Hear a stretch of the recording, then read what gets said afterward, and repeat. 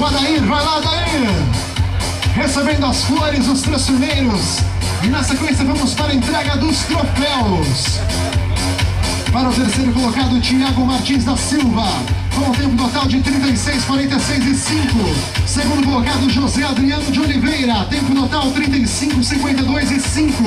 E o campeão, Adair José Henrique dos Santos, com um tempo total de 35 minutos 22 e 5. Recebendo kits fila. Kits fila para os três primeiros colocados. Isso mesmo, corra você também, sempre com fila. E agora Henrique Delbem vai fazer a entrega da carteirinha de associado ao Clube A2 para o Adair José Henrique dos Santos por um ano.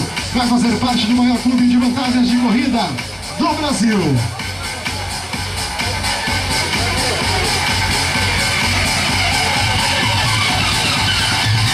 Parabéns para os três primeiros, salva de palmas, pódio 10 km masculino. Terceiro colocado, Thiago, segundo José e o primeiro, Adair.